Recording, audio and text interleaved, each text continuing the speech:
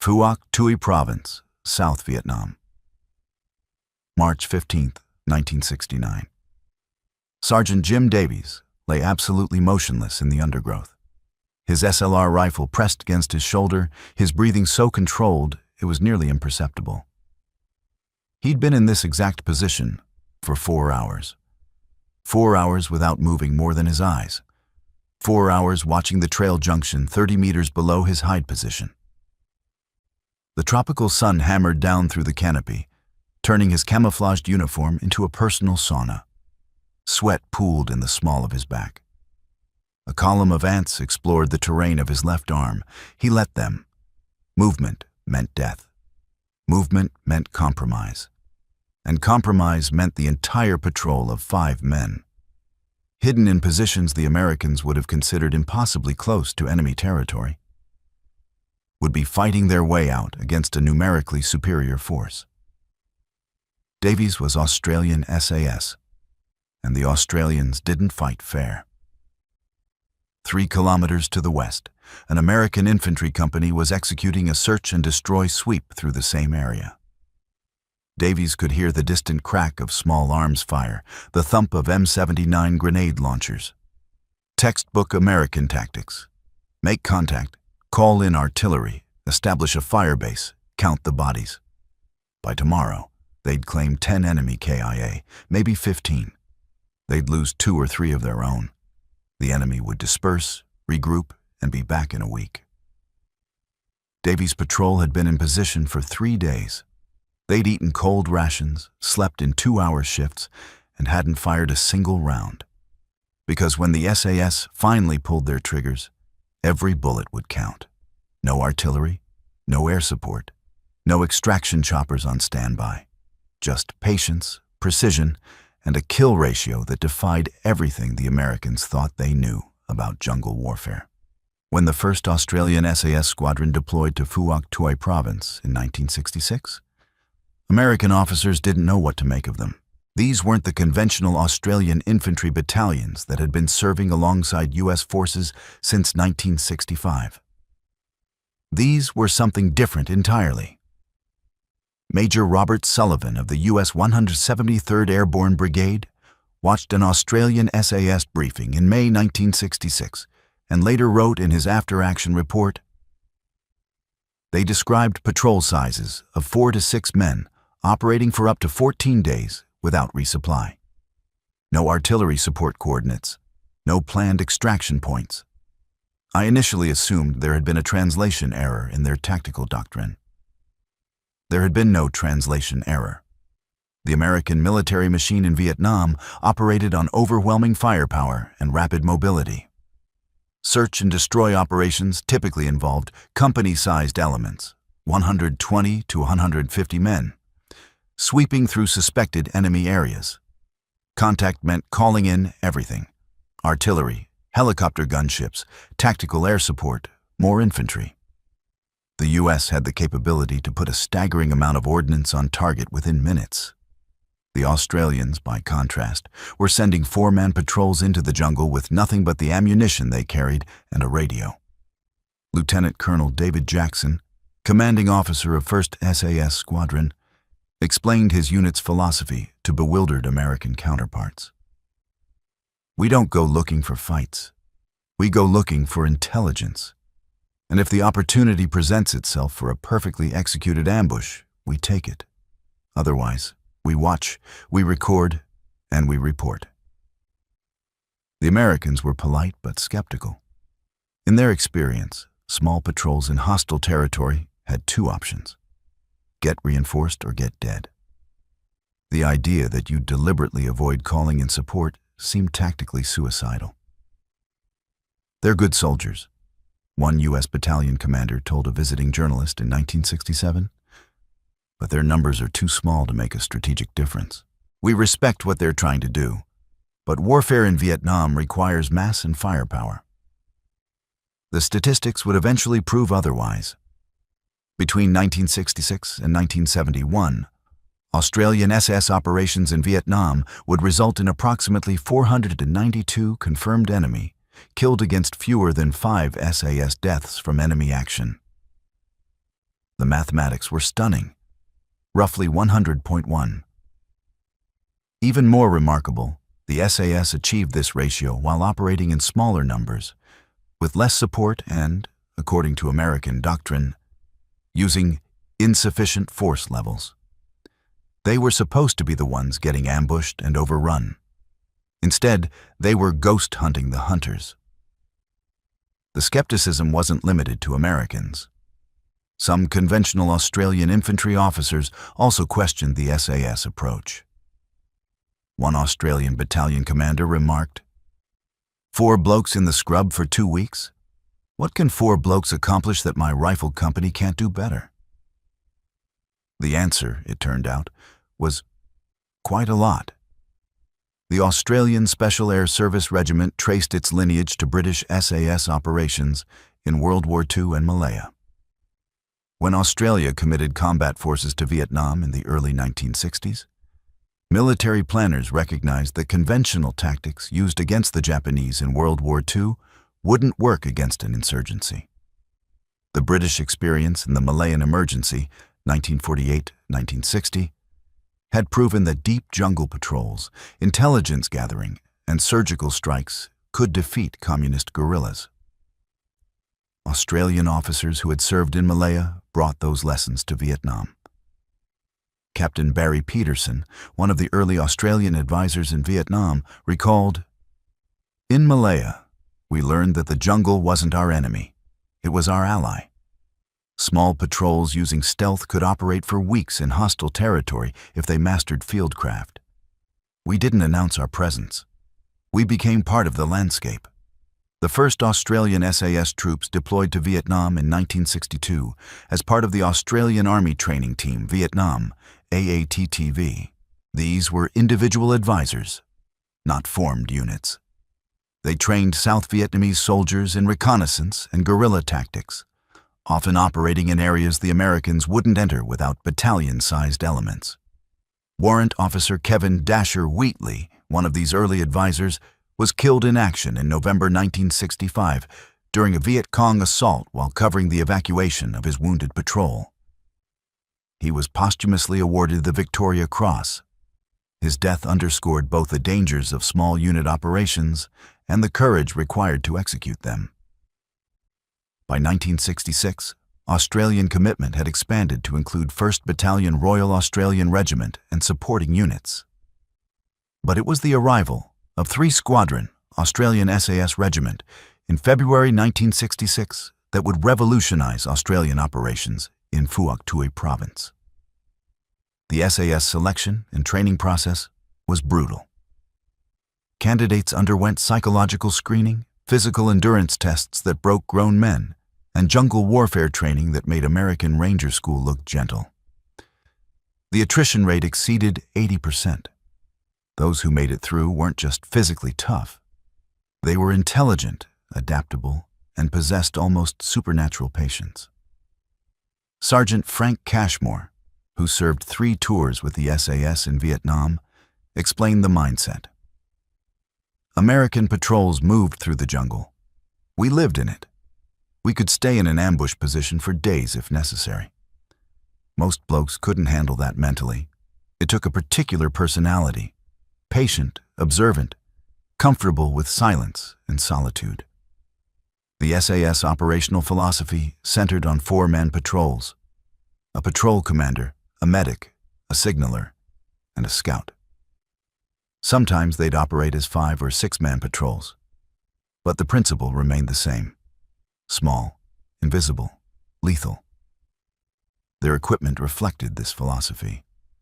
While American soldiers carried M16s, M60 machine guns, M79 grenade launchers, and Law rockets, SAS troopers traveled light, L1A1 SLR rifles, 7.62 meters. Minimal ammunition, no unnecessary gear. Everything was about reducing noise, weight, and visibility. Americans sounded like a hardware store walking through the jungle, recalled Corporal Peter Milner. Canteens clanking, radio antennas bouncing, talking on the move. We could hear them from 500 meters away. We taped down everything, wrapped our gear in cloth, and communicated with hand signals. Silence was survival.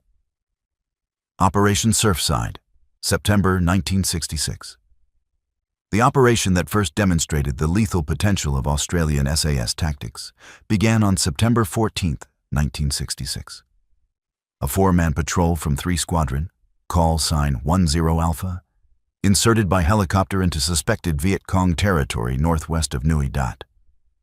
Their mission was pure reconnaissance. Locate enemy movement, map trails, identify base camps. Don't engage unless absolutely necessary. Patrol Commander Sergeant Bob Kearney led his team deep into the jungle, moving an average of 1 kilometer per day. Not because they were slow, but because they stopped constantly to listen, observe, and ensure they left no trace.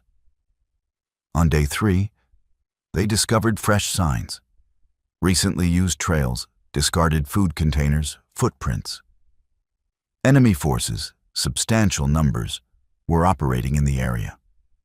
Kearney reported coordinates to headquarters, but maintained his patrol's position, watching and waiting. American doctrine would have called for immediate artillery strikes, followed by a sweep and clear operation. Australian doctrine was different. Watch first, understand the pattern, then strike when it counts. For 4 more days, the patrol observed. They counted at least 60 Viet Cong moving along the trail network in groups of 5 to 10. The enemy was relaxed, comfortable, clearly believing they were in a secure area far from Australian positions. On September 21st, Kearney identified the perfect ambush site. A narrow trail bordered by dense bamboo, limited escape routes, a natural kill zone 20 meters long. He positioned his 4 men in an L-shaped ambush with overlapping fields of fire. Then they waited. The patrol medic, Corporal Jack Riley, would later describe those hours. We heard them coming for 20 minutes before we saw them. Talking, laughing, weapons clattering. They had no idea we were there. None. And we were maybe 15 meters away. The Viet Cong patrol, 9 men, walked directly into the killing zone. Kearney initiated the ambush with a controlled burst from his SLR. All 4 Australians opened fire simultaneously, 7 seconds of precisely aimed fire. 9 enemy soldiers dropped. Total Australian ammunition expenditure, approximately 40 rounds. The patrol immediately withdrew using a pre-planned route, moving rapidly for 20 minutes before halting to listen. No pursuit. The enemy didn't even know which direction the attack had come from. By nightfall, 10 Alpha was 3 kilometers away, hidden in a new observation position. The operation continued for another week. The same patrol executed 2 more ambushes using identical tactics. Final tally, 23 enemy confirmed killed, 0 Australian casualties, 0 supporting arms used. When Kearney's patrol finally extracted, American liaison officers requested a detailed briefing. What they heard challenged every assumption about force ratios and combat effectiveness. Operation Hammer, November 1966. If Operation Surfside demonstrated SAS ambush tactics, Operation Hammer showed their intelligence value. An SAS patrol led by Lieutenant Michael Wells spent 18 days deep in War Zone D, a Viet Cong stronghold that American forces typically hit with multi-battalion operations and massive air support. Wells's 6-man patrol moved like ghosts through enemy-held territory, mapping trails, photographing base camps, and radioing detailed intelligence back to headquarters. They observed over 200 enemy soldiers, identified weapons caches, and pinpointed command bunkers, all without being detected. The intelligence allowed Australian and American forces to launch a surgical strike that destroyed a major Viet Cong logistics hub. Wells's patrol spent 19 days in hostile territory and never fired a shot. Yet their intelligence directly resulted in over 100 enemy killed and substantial supplies captured. An American Special Forces officer who reviewed Wells's patrol report wrote, "This is the kind of intelligence we get from drone overflights. except this is better, more detailed, and it's being gathered by 6 men on foot in the middle of enemy territory. I don't understand how they're not all dead. What Americans failed to understand was that SAS operations weren't just about bravery or toughness. They were about a completely different tactical philosophy. The Americans were fighting an industrial war, high-intensity operations, massive firepower, body counts, and attrition. The Australians were fighting a guerrilla war, patience, stealth, precision, and intelligence. The differences started before the patrol even left base. Patrol preparation. American patrols received their orders, checked their weapons, loaded up with ammunition and equipment, and deployed. The preparation process took hours. SAS patrols spent days preparing. They studied maps until they could navigate the area in complete darkness. They rehearsed immediate action drills until they could execute them silently and instinctively. They test-fired weapons, then cleaned them until they were pristine. They camouflaged everything: faces, hands, weapons, equipment, using local materials. We'd spend 4 days preparing for a 2-week patrol, remembered Sergeant Alan Spencer. Americans thought we were obsessive. But that preparation was why we came home, and they kept taking casualties. Movement techniques. American patrols moved in tactical formations, spacing, hand signals, security elements.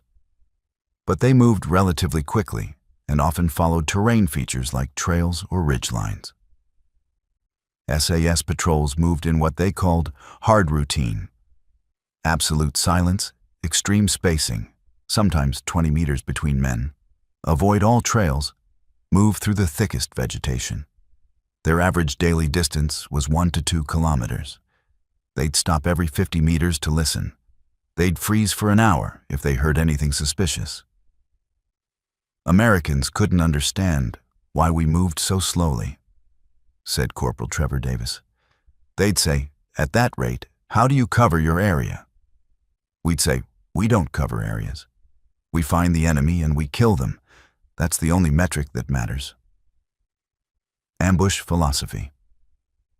American ambushes were typically hasty, set up quickly when enemy contact was expected, with the goal of bringing overwhelming firepower to bear. SAS ambushes were deliberate. Days of reconnaissance to find the perfect location, hours waiting in position, engagement only when conditions guaranteed success. They'd abort if anything felt wrong. They'd wait days for the perfect target. We had one patrol that spent 8 days waiting for the right target, recalled Warrant Officer Bill Mackey. They watched dozens of enemy soldiers pass by positions where they could have ambushed them. But the conditions weren't perfect. Wrong terrain, too many escape routes, reinforcements too close. On day 8, they found the perfect target. Senior officers, small escort, isolated location. 6 enemy killed, including what turned out to be a provincial committee chairman. 8 days of patience for one perfect ambush.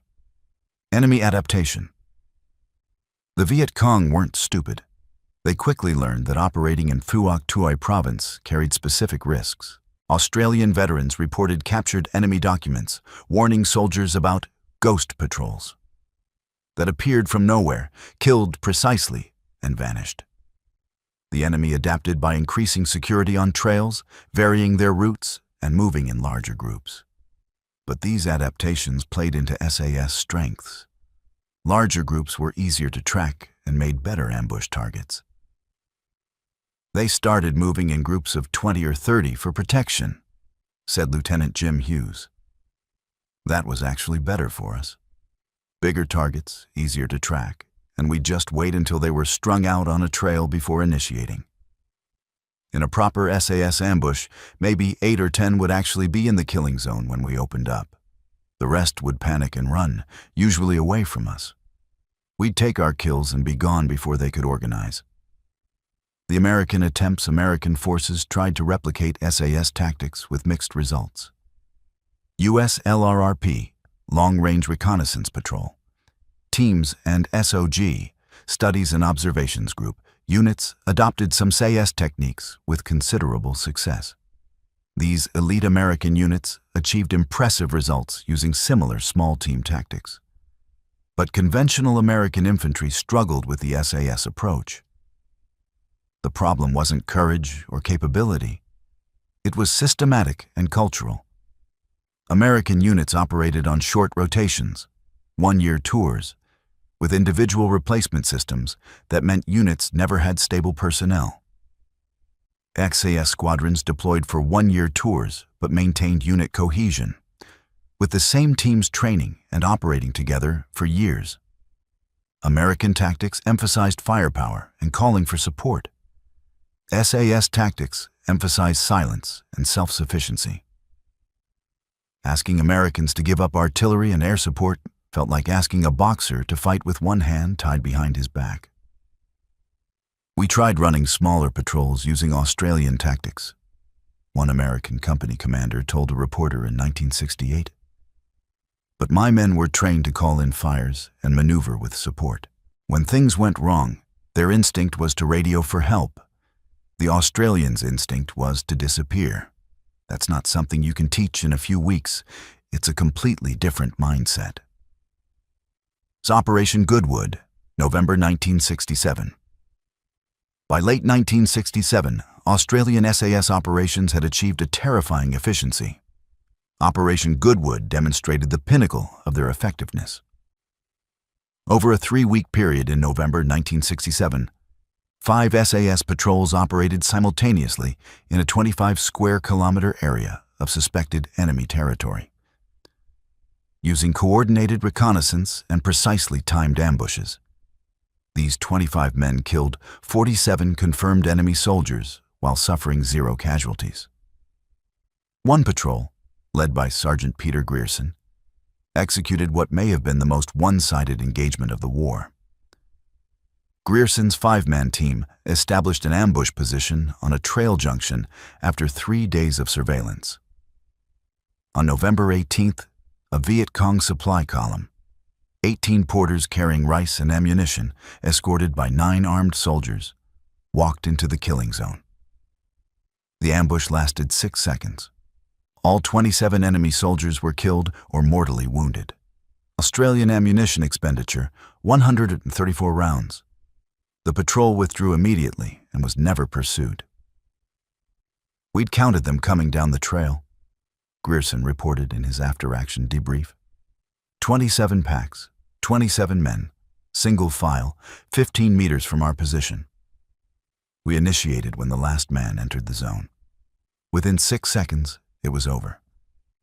We policed the area for documents and weapons, then we were gone. The entire engagement from first shot to complete withdrawal took under 3 minutes.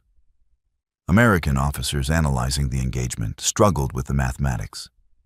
27 enemy killed by 5 men using conventional rifles with no supporting arms wasn't just impressive.